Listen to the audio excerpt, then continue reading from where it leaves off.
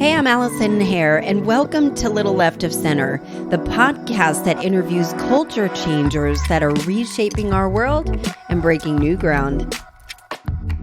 Have you ever thought about what happens to all the extra food that restaurants have at the end of the day? Jasmine Crowe is the dynamic founder and CEO of the skyrocketing blockchain technology startup called Goodr. Jasmine took a seemingly insurmountable problem for Americans who experience hunger and figured out how to make a social, economic, and environmental impact using technology. I truly cannot get over how creatively inventive and tenacious Jasmine is, and has great advice for people looking to make a big impact. Enjoy the show. So I'm so excited. I almost fell over and fangirled out on you when you were walking up to my place. But we're here with Jasmine Crowe of Goodr.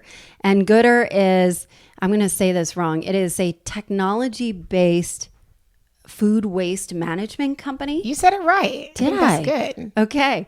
And I've had multiple people say you have got to interview Jasmine. So we were able to coordinate something. It took a little while for us to coordinate schedules, but I'm really grateful that you're here because I have just kind of immersed myself in studying what you've done. And I am so unbelievably impressed and excited to talk more about it for a lot of reasons. So, as you know, Little Left of Center is interviewing culture changers. So the people whose work, breaks convention and changes how we live. And I think you're doing incredibly important things. So please tell me about you. Tell me about Goodr. Well, Goodr is, as you said, we are a tech-enabled food waste management company, and we are leveraging technology to combat hunger and reduce food waste. And I've been working on it since late 2016. I officially launched it in January of 2017, and it's been a whirlwind, but a journey to doing a lot of good. Yeah, so I was listening to your TED Talk today, and I had chills, and I'm like, this is a girl that is doing it. Aww. And one of the things, and we'll kind of get into your story, but one of the things that I notice when I drive around Atlanta is that there's so many homeless encampments. And it seems to be growing where people are asking for food, they're asking for money, and it is all around you.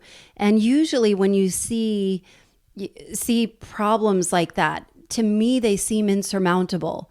And for you, you figured out a way. And so I'm really interested to learn how that idea came to you. Yeah, I started feeding people, as you probably know from the TED Talk, in about 2013. And it was, I really and truly, I get the question all the time, like, what made you start doing that? Or why, were you hungry when you were growing up? Or did your parents feed the homeless or whatever? And I was like, no, I really just felt called in that moment to go home and figure out a way to give back. And I didn't have a lot of money. I was thinking, what could I do? And so I, made this spaghetti dinner, posted it on Facebook, and got people to come out there and feed people with me. And it's, it grew from there where I started doing it every 2 weeks. And then it was more of like a passion, but more so of a purpose. So it was like passion and purpose kind of meeting together. And I think that's really what got me started on it. What were you doing for work back then? So I had a company called BCG, and I would work with celebrities, and I would help them start their nonprofit organizations. I would do their fundraising, help them find their board members, train their board members, actually developed all their programming, executing all their programming. And what I realized is that they were very much seasonal givers. I mean, they had the right heart, but it was like, hey, we're going to do this for Thanksgiving, or we're going to do this for Christmas. And I would say to them, the same people that are outside in line for a turkey in November are going to be hungry in a week or two. It's not just like we're just only hungry at Thanksgiving. And I felt like a lot of times it would fall on deaf ears. And I got it. They were busy. They were celebrities. They had other things that they were doing, so they couldn't just feed people every day. And that's what got me kind of doing my own feeding initiative. So do you know who Shaun King is? Yeah, the activist. Yeah, so he's like one of the leaders of the Black Lives Matter. Yeah.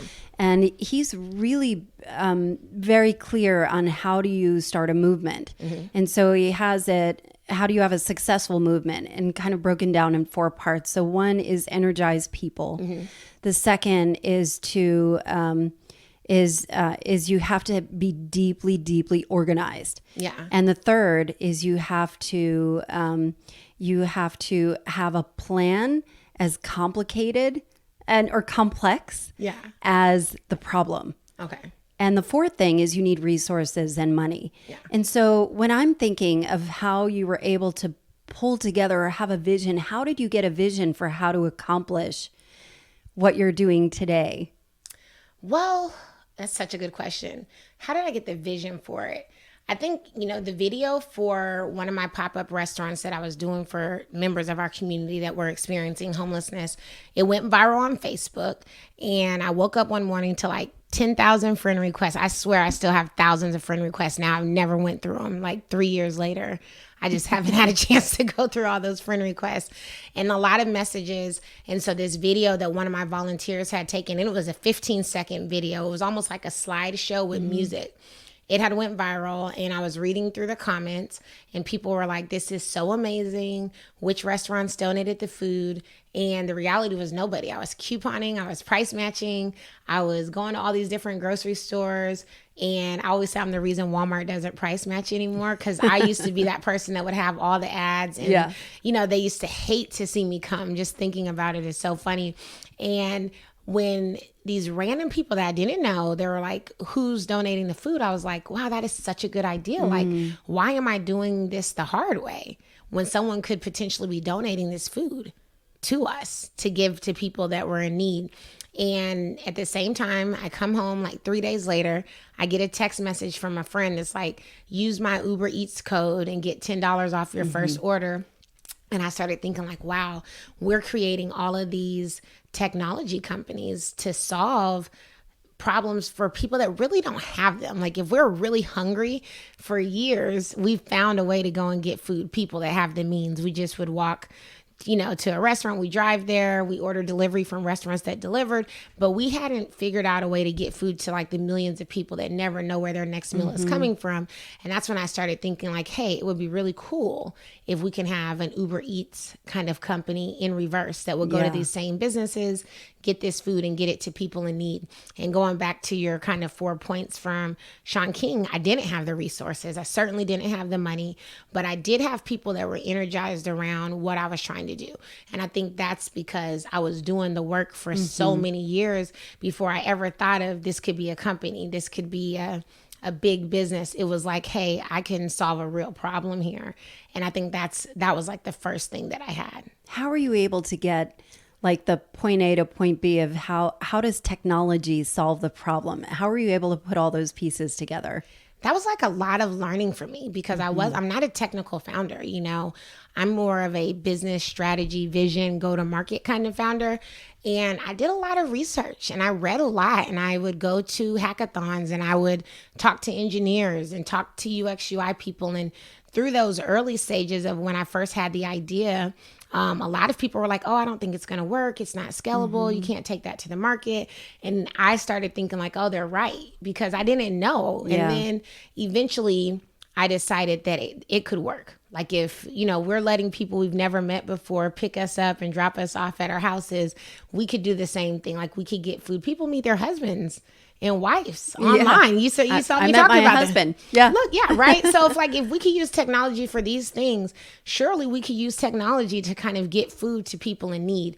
And so I literally remember going through this design thinking workshop at Atlanta Tech Village, and by myself. I didn't have a team, and I really would write out like who the people were, like stick figures, because I can't draw. So very much like these user personas, who was going to be the person that donated the food, who would pick it up, who would it go to, and I would write all these people out and just kind of writing out this process when it was literally just a vision. And I want to find that that design thinking sheet, because I remember that day. And one of my mentors, when we had the grand opening at the Goodr office, he shared that story, and it was just it was like amazing for me to hear. He was like, I remember we had this design thinking workshop, and Jasmine, this is before Goodr ever had a name. He was like, she was just over there by herself, team of one, doing this whole design thinking exercise of like what Goodr was going to be. And I had forgot about that. And I was like, I sure was. Like, it was just really myself, and just, I had to think through it. I think a lot of people will have really great ideas, but lack the execution.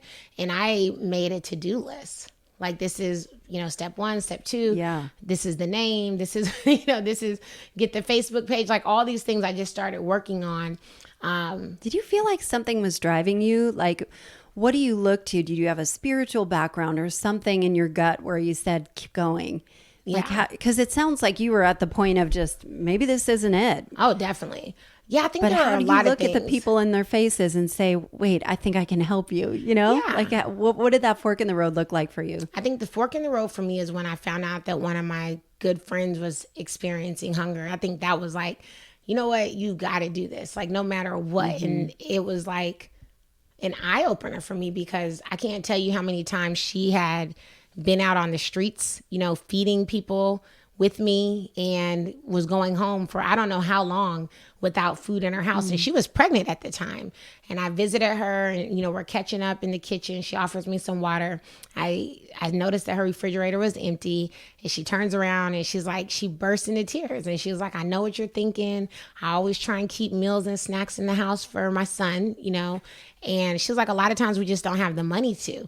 And I just remember being so shocked in that moment, like, oh my gosh, like, this is my college educated, well-traveled, married friend that doesn't have food in her house. And that's when I thought, all the times I've fed on the street, every person that I've fed that was maybe experiencing homelessness, it's deeper than that. Like, it's time to go and get food to real people, because people were experiencing hunger.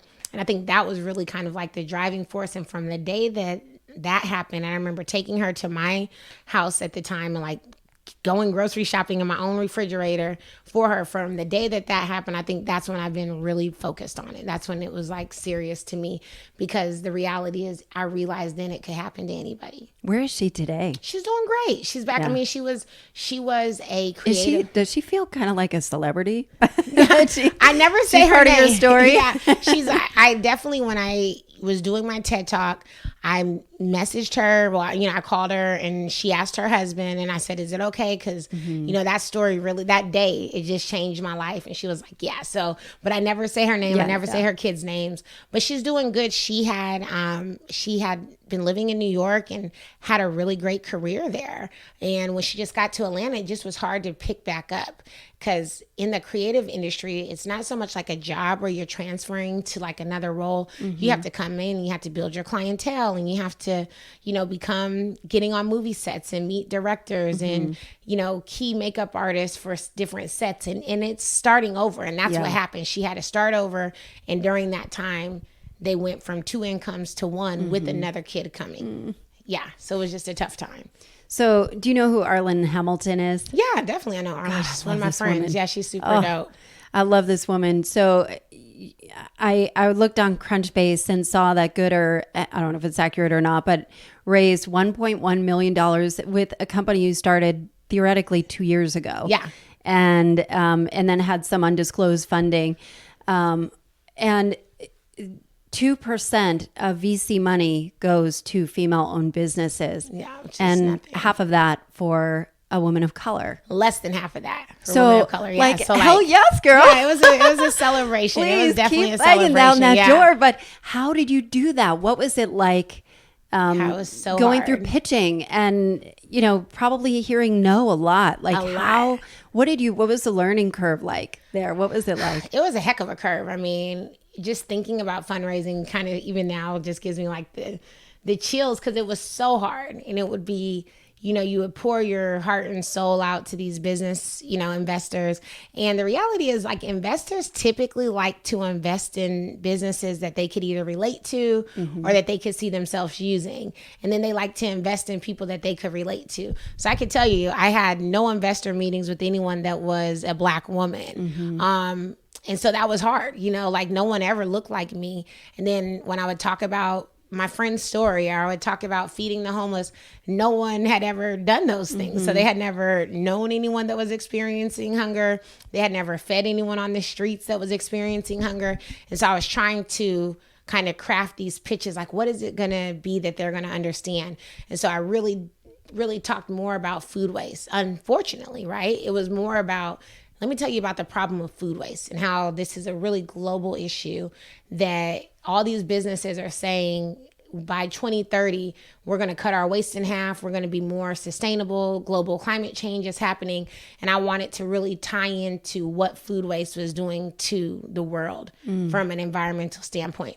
And that so was walk often, through what that is, because I terrible. Yeah. It's unbelievable. Some of the statistics, please share. So, what do you know? Yeah. So 27% of everything in our landfills today is food. So that's the largest single source of anything that's in landfills. And that's a 50% increase from 40 years ago. So it's a lot of food that's just sitting in landfills. Do you think it's just an American thing of having huge portions of everything? Absolutely. I mean, it's when I talk to event managers at convention centers, they'll say things like, yeah, you know, the meeting planner will tell me if we run out of anything, like it's, you know, we're going to be fired. Like they'll never hire us again. So it's like, we think if there's only one scoop of mashed potatoes, and we don't want that. So we want like the fresh pan, or we want like the full pan. It's theoretically just how we think, you know. A lot of people are like that. My dad is notorious for like, he's not eating an ugly fruit and vegetable. And I'll say to him, Dad, like by the time you cut that tomato up and put it on your burger or anything else, it doesn't matter if it has a dent on it, but it's just how we've been trained in society. Like we're going to go into a grocery store. We're expecting to see our entire produce section is full. And if there's just a few things left, our immediate assumption is something's wrong with those. And we don't touch them and they start to go to waste. So I think it has a lot to do with society, but what this food waste does is as it sits, it rots and it produces methane gas, which is the number 2 contributor to global climate change. So food waste has to be reduced in order to stop that. I mean, last month, it was the hottest record on month since 1801, hottest month on record across the world. So that just lets you know what global climate change is happening. You're seeing Brazil right now where you have a huge rainforest, which is like, I think of Brazil and I think of the Amazon, I think of the rainforest, and to see that that's burning right now. And all these things are happening. And it's like food waste is a big part of that. But beyond that, it's like, why are we throwing away perfectly good food? And we throw away a lot of perfectly good food. Yeah, even in our house. Like my husband hates eating leftovers. So he has weird issues with that too. Please tell me how it works. So it's through blockchain, but it's not Bitcoin. Definitely not. Yeah. So how does this work? It's a real-time food app. Yeah. Okay. So it's kind of like walk me through a restaurant. Yeah, walk me through a restaurant that might use your service. So think of us as like an Uber Eats or Postmates, DoorDash, simply in reverse. We inventory everything it is that business sells, and we have a very easy user experience so that at the end of the night, when that restaurant is closing, they're literally clicking on their menu items, telling us how many quantity they have, and then requesting a pickup. And then we leverage our network of logistics providers, in some cases our own do-gooders, our own drivers, our own vehicle, and we go pick that food up. We get it delivered to a nonprofit, typically within a 3 to 5 mile radius. We try and keep it as close as possible in places like Atlanta, LA, where the traffic is insane. Yeah. And then it gets to the nonprofit signs for it like they would a UPS package, and then a donation letter is auto-generated into our customer's platform. And our customer is that restaurant that's donating the food. Our end user is the nonprofit. So they write it off. They can write it off. Or tax credits. And that's why the blockchain is important, because now we have a hyper ledger that shows that every single time food was requested for donation, when Goodr recovered it and when that nonprofit received it, that ends the chain of custody. And then what the nonprofit does when they sign for it, it allows us to provide a donation receipt on their behalf to our customer. And it does things if the IRS ever came and said, like, how on earth are you guys writing off $1 million in food donations this year? Now our customers literally have this ledger that all they have to do is just roll it up, print it out, and say, this is how, and this is all of our donations. These are all of our donation receipts, and everything matches up. So you've got clients like the Atlanta airport, which is huge. Yeah. Coca-Cola, Turner, what Turner, did I see? Yeah, Turner, GWCC, Chick-fil-A, Papa John's. These are enormous outfits. So how do you scale down to smaller restaurants, or can they use your services? They're going to be able to use our new SaaS product that we're rolling out in the fall. And what it does is it allows them to measure their food waste streams in many ways. If they're sending stuff to compost, if they're sending things to animal feed, or if they're using their own means to get food donated to different nonprofit organizations, they're able to see analytics like what are the things that are going to waste the most. Tell me more about that. That's the cool thing I think about Goodr. And so there are like a ton of nonprofits that for the most part are trying to do like gleaning and getting food to people in need. But we believe that you can't manage what you don't measure. And so it's like people will say, well, last year we donated 60,000 pounds of food to Feeding America. And I'll say, of what? Like, of what food? Because if it's 60,000 pounds of bread, there's no shortage of bread that is going to people that are hungry in this country. And my dad will say, like, you need to get with Panera because they give their bread away every day. And I'm like, Dad, everybody gives their bread away. Like, we're trying to get people meals. There's a really big difference between access to food in this country and access to meals. And I always ask people to put yourselves in the place of people that are hungry and homelessness, and you're not going to want bread every day.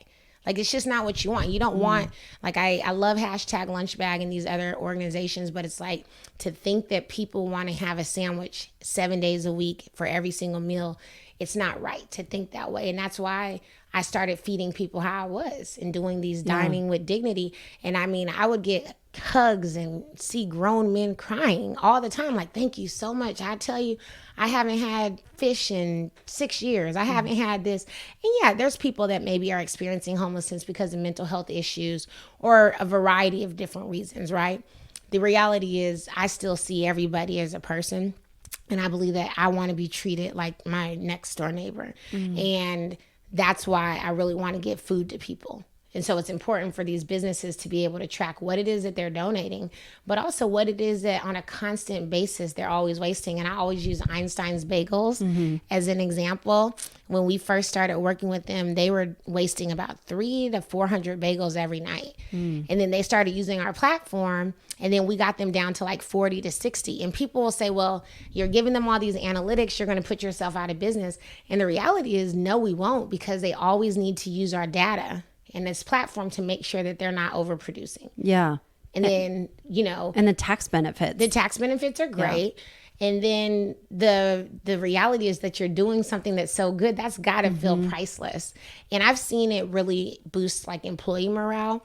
A lot of people don't think about the employees that work in the food service industry are not the highest paid employees in the world. This is not the healthcare industry. They're not doctors and nurses and making a really great salary. A lot of them are making $8 to $10 an hour. And so you have employees who are often worrying about when or where their next meal is coming from. And you're making them throw away perfectly good food. And when we were first getting started, I would talk to a lot of employees during that discovery phase, and they would be like, yeah, man, I hate throwing that food away. I need that food in my house. And I've met people, and they'll be like, yeah, I work at the airport. I work for Delaware North. I'm like, oh, that's one of our customers. I'm with Goodr. And they're like, oh my God, I love Goodr. Like, that really just makes me feel so special, because it's like to see the employees that are like, this is my favorite part of the night is no longer just when I'm clocking out, but it's when I'm doing good, or like when I'm packaging this food and seeing you guys come and get it and knowing that it's going to people in need. It just makes my entire shift worth it. I feel like there's much more of a consciousness or conscientiousness about how we spend our food, or how we spend our money, how we spend our time. So companies like Bombas and Tom's and I think Warby Parker, where they give back, and people want to contribute in whatever way they possibly can. So, I'm wondering from a individual perspective, how do we contribute? How do we help? I think it's exciting. So next year in 2020, for the first time, 55% of the workforce will be millennials. And so what you're seeing is these people that are in the range of anywhere from 42 and below are controlling the spending habits now. So like within the next 10 or 15 years, I'll probably be controlling how my parents are spending. I'll probably be making sure that they're paying their bills on time. And I want to support, 91% of millennials want to support businesses that are doing the right thing. So we're just still waiting for that tipping point right now, to where you could go in and ask the restaurant that you eat at with your husband and your kids and say, what do you guys do with your excess food at the end of the night? And if that restaurant, they're like, oh, it's a fear, a liability thing, we can't donate it, you could say, absolutely not. Like, there's this company called Goodr, and they handle all of that for you. One of the things we're trying to do now is we're partnering with Yelp, hopefully, where you'll be able to know which restaurants do Goodr. So it'll be designated on the website. So now you could just go and support Jasmine, you're businesses. so smart. You are so smart. Oh, thank you. So you can go and support businesses that are doing the right thing and just send people our way. And soon, which I would hope will be this fall, we are going to initiate like a one-time pickup on our website. So while the app does all this inventory and data management, there are so many people who are like, my wedding has all this extra food, or I'm here at this corporate event and we have all this extra food. So these aren't clients that are already signed up in our system, but giving them the ability just to order a pickup and make a donation, and we could get them back a donation receipt, which awesome. includes the cost of our pickup. They can write that off as well. So that's where we're trying to go, just getting everyday people just more cognizant. And I laugh because a lot of people that I'm friends with, they are like, oh my God, every time I go out to eat now, or anytime I'm somewhere, I'm just thinking about you and what you're doing. How do you turn it off? You know, It's like you tough. probably see it everywhere, even in It's your tough. own home. Yeah, in my own home, I get really upset with myself because I travel a lot, as you know, and a lot of times I'll just have food when I come back. But the number one thing that people could do in their household is use their garbage disposal. I think that's something we all forget about. We think the garbage disposal is just like after we wash our dishes and there's stuff in there. But if there's small things in your refrigerator that you would otherwise put in the trash, you can actually just dispose of them so that it doesn't go on landfill. So that's something that I try and do. Oh, that's so just good. Use my garbage disposal every now and then. You can compost, animal feed. What are your thoughts on compost availability? Because I mean, I live in downtown Atlanta, and compost now does not serve my zip code. Really? I don't think so. I put it in. Maybe I'll try it again, it seems weird. But I would love to do that. We do that at my work office. So I work for Salesforce, which is a big technology Do they use company. compost now? Oh, yeah.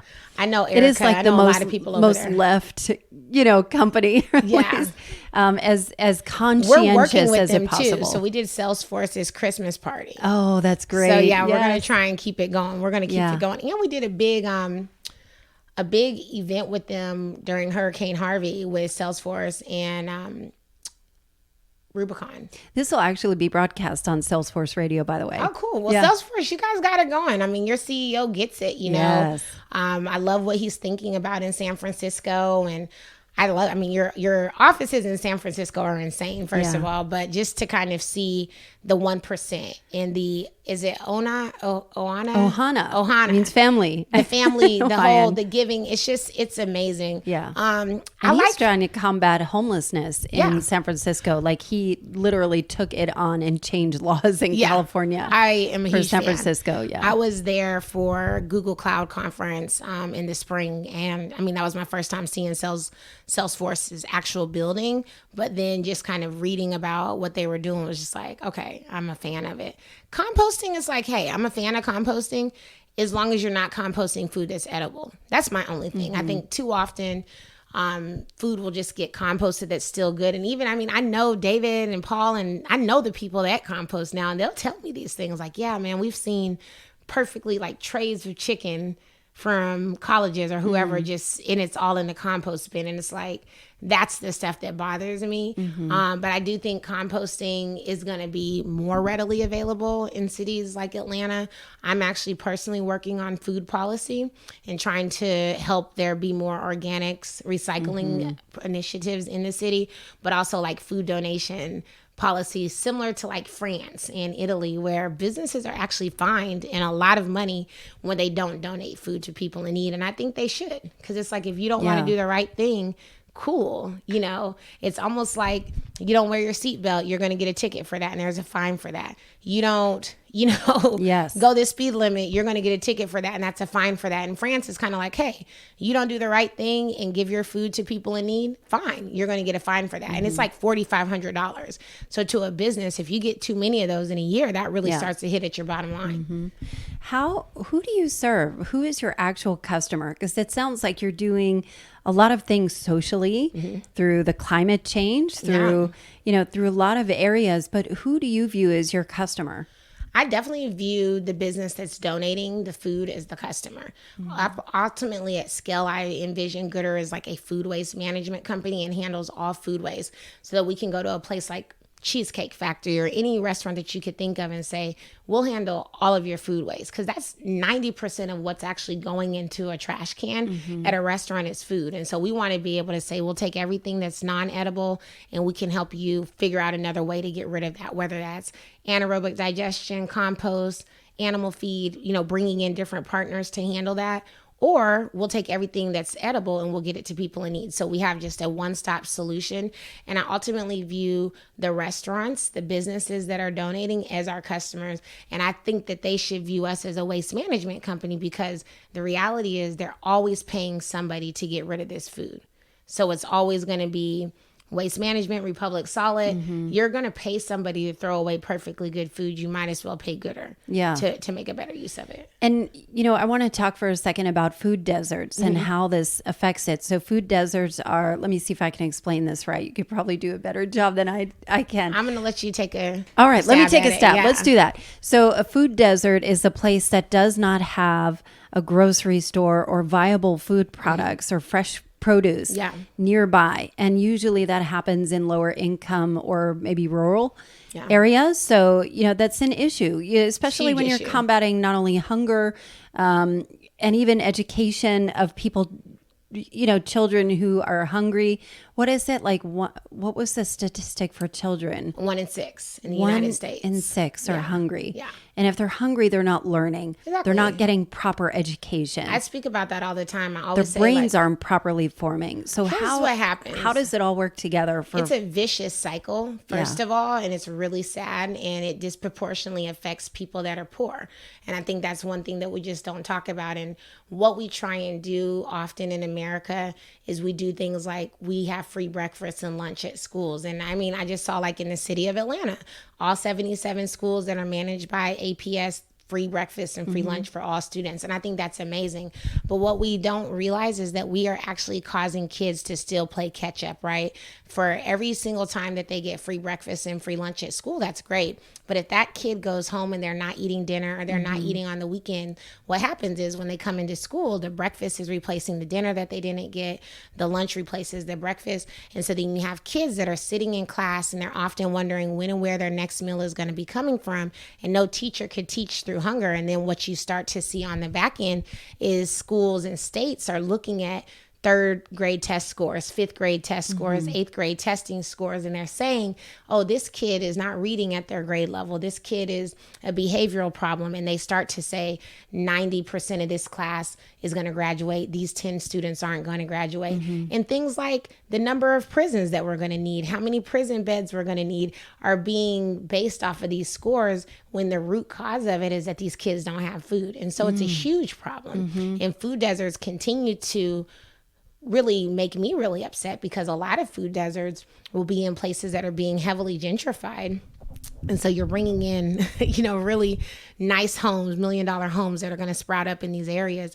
And then the grocery store that comes to these former food deserts is a Whole Foods. And I look at, Ponce City Market is a prime example. That area in Atlanta for years, Boulevard Pines and Bedford Pines and Boulevard Homes, like years ago, this area was really much a food desert, and the only grocery store that they had access to was the Kroger on Ponce City Market, which has been closed now for some time. And people that are food insecure can't afford a Whole Foods. So in reality, they still are living in a food desert, because they're still going to places like the corner stores, the Family Dollars, so the like Dollar Generals, boxed, mashed potatoes or whatever. Shelf-stable items, very fresh fruits and vegetables. So that's why Goodr, we're launching a foundation, and a lot of our foundation is going to be about teaching people how to make healthy meals out of fresh fruits and vegetables that we're able to get them. A lot of times we'll get really good food. I always laugh. The funniest story I've seen with Goodr so far is one day we had a big food recovery from Turner, and we took it to Atlanta Mission. And I just wanted to see the whole experience because, this is early on when I was first getting started. And we had like this asparagus salad, and we were trying to give it to this guy. And he's like, y'all are trying to kill me. And I was like, no, sir, I want you to try it. It's asparagus. He had never had it before. So many people have only had fruits and vegetables, fruit that comes in a cup and vegetables that come in a can. And so when you're trying to give someone Brussels sprouts or kale or all the things that I love, right? Yeah. So many people haven't had that. So we want to make sure that we're providing recipe cards, that we're actually exposing people to better foods, and we're bringing those foods to them. And that's interesting that you're starting a foundation, because I was wondering why you chose Goodr as a technology company and not a nonprofit. Yeah. I mean, and it looks like you'll have both. Yeah, definitely. I have a foundation. I was in the nonprofit realm for a long time, and I just knew that if we were a nonprofit, I would constantly be worried about fundraising. It would always be about, I need donations. I need donations to run the business. And I just wanted to really solve the problem. And to really do that, I needed money and I needed capital. And I felt like I had a very clear value proposition on why businesses would pay me to do this. And all it really took was for one business to pay me to do it. And then it was like, okay, everyone can pay, because businesses, I'm a woman, I'm a minority. There's tax credits that they get just for doing business with female-owned businesses. And then, like I said, they're already paying to throw the food away. Like, that was the big eye-opener for me. It's kind of like, what are they doing with this food now? Oh, wait, they're paying someone to throw it away. Here, I'm going to come in and they could pay me to divert it from landfill. And that's why I was like, we don't need to be a nonprofit, but the foundation will allow us to do more education and more of like our pop-up grocery stores, things of that nature. Like, I'm the kind of person, like, I just want to feed people. I want to give people food. I'll still go and check on, people underneath the bridges that I fed in and parks that I fed in. I know people still from the days when I was doing that. And it's just like, I don't want to forget those people. And the only way to really be able to do it with the foundation, because I can't just spend company money to go and still host a pop-up grocery store. I need to make sure it all makes sense.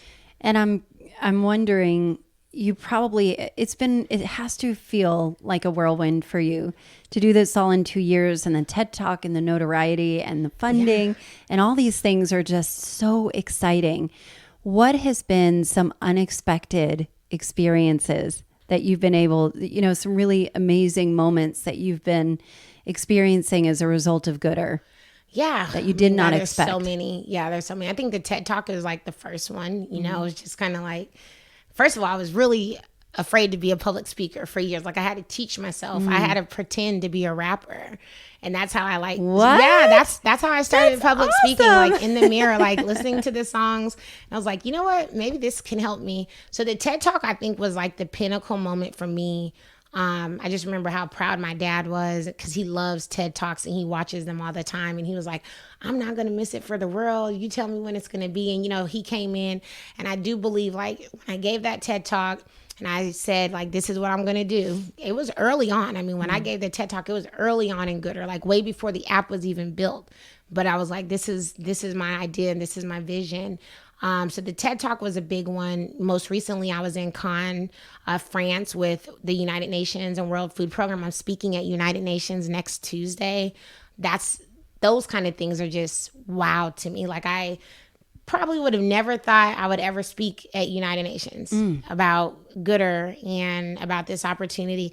I probably would have never thought I would be in France, with the World Food Program, talking about Goodr and the work I'm doing in the United States. And I'll be in Germany in a few weeks, still, again, talking about Goodr. So I think the opportunity to just share not only the good, but what have been the struggles, about how hard it's been to fundraise and how hard it is to get people to just believe in you. And then really what keeps me up at night and those kind of things, like getting an opportunity just to share the gospel, the good and the bad. Yeah.